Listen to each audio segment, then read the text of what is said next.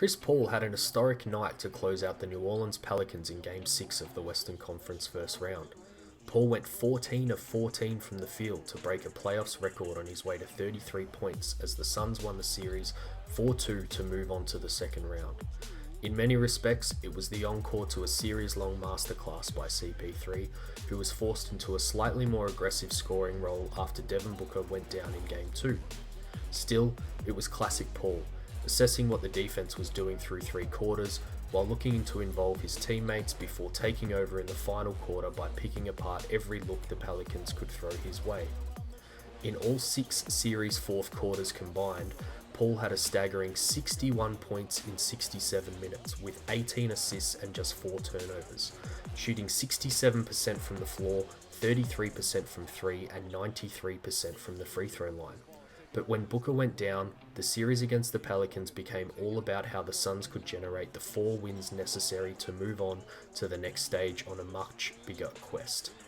And in the Suns' 4 wins, CP3 amassed 54 points in 45 fourth quarter minutes, 10 rebounds, 9 assists, 2 turnovers and 1 steal were the other box score totals in that time. But here's the quintessential Chris Paul kicker. Paul missed just 2 shots from 2-point range, going 17 of 19. He was 3 of 7 from deep and 11 of 12 from the charity stripe, for shooting splits of 77, 43, 92. So while we revel in the heroics of his final game against the Pelicans to close the series out, let's rewind back to the post-game press conference after Game 1, where I learnt a new term, pigeon.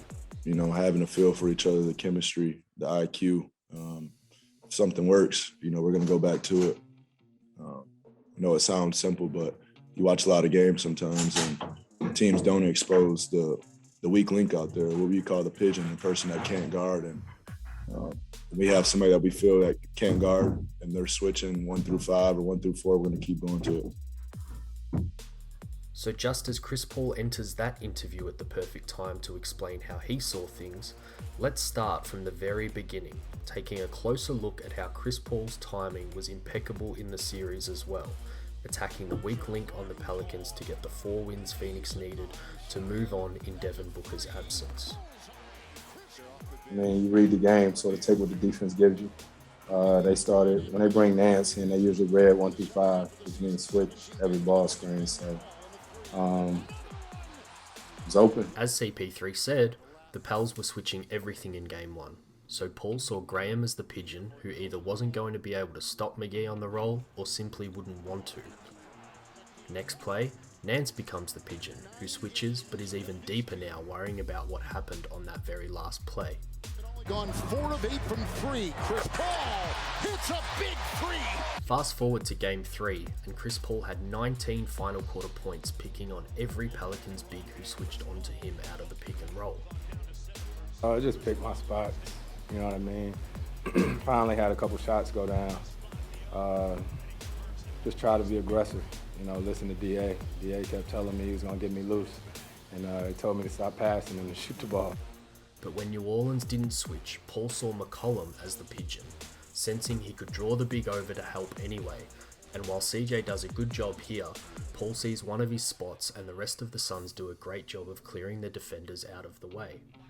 Back into the hands of Paul, gathers 3 on the shot clock. So even despite the block and the Pels denying Paul the ball up the court, he still wants CJ in the same action again. Why?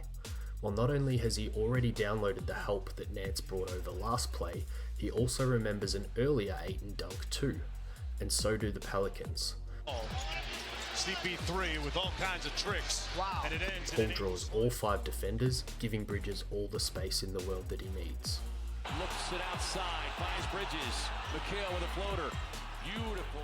Game 5 will be remembered more for Mikal Bridges, but Paul still played a hand in his big night, with his last 4 assists all to Mikal.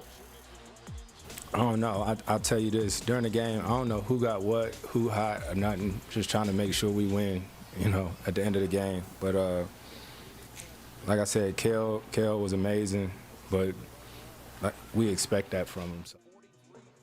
But despite CP3's assertion that he doesn't know in-game who is hot and who is not, I do believe he knew something, and that was that Ingram was the pigeon for him in Game 5. With the Pelicans no longer switching and Herb Jones doing a great job of staying attached to Paul, the Suns run a play to catch Ingram asleep in the corner. Watch as Paul dribbles into a handoff to Bridges, screening Ingram, and with Ayton waiting with a second screen as well. One play later, Paul now flips the script on his Game 5 pigeon. The Suns run elbow snap, which the Pelicans have struggled to defend all series. Paul again heads in the direction of Ingram's side, knowing full well he will refuse to help off of Bridges this time. And finally we get to Game 6, where Paul literally hit everything no matter who was guarding him. As Book put it, the team trusts their point guard to make the right play down the stretch. I'll just say it gives you the utmost confidence playing alongside him, knowing he's going to take care of the ball, knowing the ball is going to find the right person on time, on target. Scoring Paul! With Book back in the fold, the Suns' game plan becomes much simpler, and the pigeon often becomes whoever is out of place trying to help. First, that's Alvarado, as he rotates to tag Ayton on a Book DA pick and roll. I'm sure a welcome sight for Paul as he lifts from the corner to become the beneficiary of Booker's attention for a rare time in this series. On the drive, Paul, runner off the glass. Perfection continues. Then Paul returns the favour and Alvarado is the pigeon again. With the Pelicans in a scramble on matchups, watch as Ingram tries to scram switch with Alvarado, but it's too late. So as McCollum tries to reorganise his team, Jones steps away to take Ayton, and the rest is history. That's game, set, and match.